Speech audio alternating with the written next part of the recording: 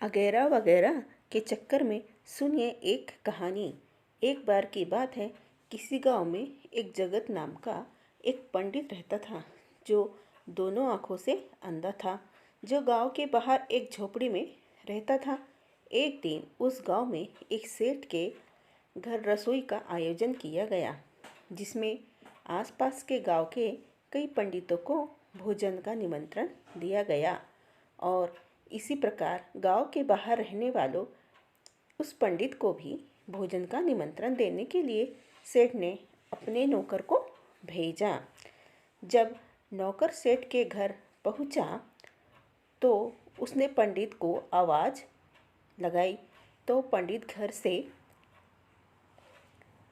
बाहर आकर बोला, कौन है भाई? नौकर ने अपना परिचय दिया और कहा कि आज गांव में सेठ के घर एक बड़ी रसोई का आयोजन किया गया है, जिसमें आपको भी भोजन का निमंत्रण भेजा है। सेठ जी ने पंडित, अच्छा फिर तो मैं ज़रूर आऊँगा वहाँ। नौकर, हाँ पंडित जी ज़रूर, आप तैयार रहना, मैं आपको लेने आ जाऊँगा। ऐसा कहकर नौकर जाने लगा।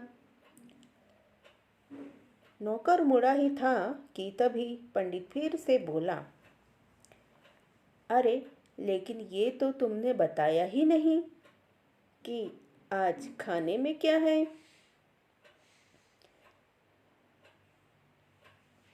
नौकर रुक कर बोला, पंडित जी, गांव के सेठ जी का प्रोग्राम है, कोई छोटा मोटा आयोजन थोड़े ना है, आप चिंता ना करें, सब कुछ बनाया जाएगा खाने में। पंडित, अरे मैंने तो बस ऐसे ही पूछ लिया। नौकर, आप चिंता ना करें, वहाँ सब कुछ मिलेगा खाने में, हलवा, पूरी, सेव, नमकीन, मिठाई, बर्फ़ी वगैरह वगैरह। पंडित, हाँ हाँ, मुझे मालूम था कि ऐसा ही कुछ होगा, मैं वहाँ पहले भी खा चुका हूँ। नौकर के जाने के बाद जगत पंडित मन ही सोचने लगा कि यार वो सब तो ठीक है, परंतु ये अगैरह वगैरह क्या है? यह अब भी समझ नहीं आया, यह तो कोई नया पकवान लगता है इस बार। अगर ऐसा है तब तो ज़रूर जाऊंगा, इस बार देखो तो सही कैसा लगता है ये अगैरह वगैरह। शाम होने पर सेठ का नौकर पंडित को खाने पर ले आया और पंडित को एक पंगत में बैठा दिया।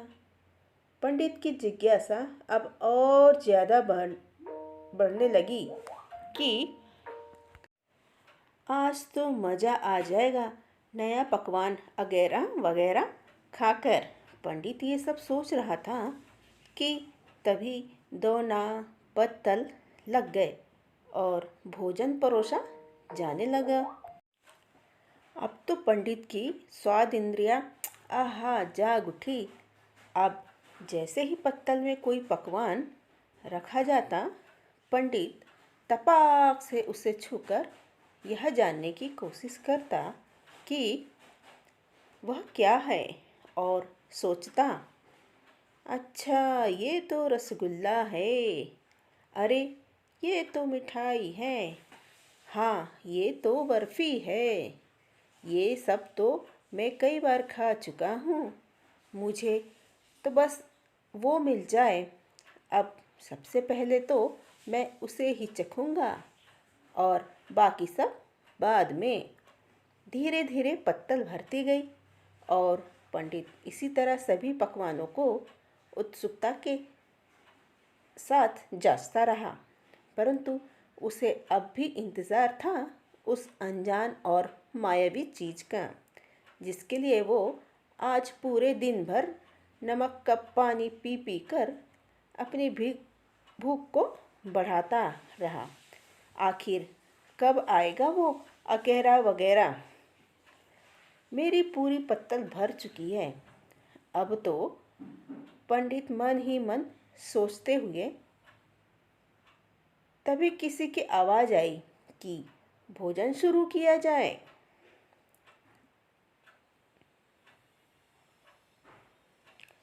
तभी, अरे ये क्या, अभी तो मेरा वो कब लाओगे? पंडित जोर जोर से बुदबुदाने लगा। अरे कहीं ऐसा तो नहीं कि किसी ने जल्दबाजी में रख दिया हो इधर उधर। पंडित अपने दोनों हाथों से उसे ढूंढने लगा। तभी उसने पत्तल के बाहर एक गोल गोल चीज, गोल पत्थर को छुआ तो मन थोड़ा शांत हुआ। हाँ, यही होगा शायद।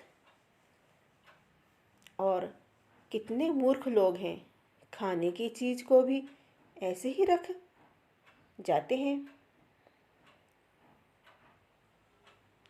अब पंडित उस गोल चीज को पाकर बहुत खुश था। तभी सोचा कि ये सब व्यंजन तो मैं बाद में खाऊंगा, पहले इसका स्वाद लिया जाए कि लगता कैसा है और कैसा स्वाद है इसका। तभी पंडित ने उस अद्भुत चीज को उठाया और जैसे ही मुंह में दबाया तो अरे, ये क्या, इतना भारी और कठोर! पंडित ने फिर जोर से दांतों में दबाया तो इस बार मुंह से जोरदार आह निकल पड़ी। अरे भगवान, कितना सूखा हुआ है ये! कैसे खाया जाए इसे? इसे तो दांतों से तोड़ना भी मुश्किल है। अब क्या करें इसका? तभी पंडित को एक उपाय सूझा। लगता है इसे फोड़ना पड़ेगा। हो सकता है इसके अंदर कोई गुठली जैसा आइटम निकले। तभी पंडित को लगा कि सामने कोई दीवार है और शायद उससे टकराने पर उसका वो अगैरा वगैरह फूट जाए।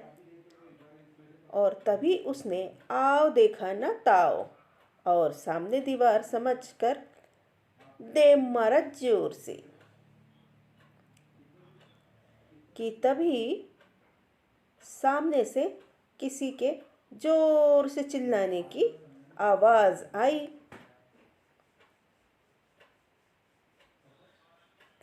आह, फूट गया रे मेरा तो! सामने पंगत में बैठा हुआ आदमी दर्द से चिल्ला उठा, क्योंकि पत्थर की जोरदार चोट से उसका सर फूट गया था।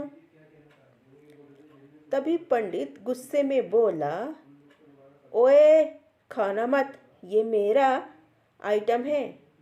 फूट गया तो ला, वापस दे दे मुझे।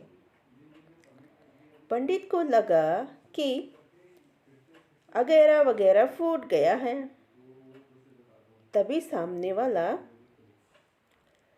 आदमी भयंकर गुस्से में होकर बोला, हाँ जरूर, रुको महाराज, अभी देता हूँ आपको।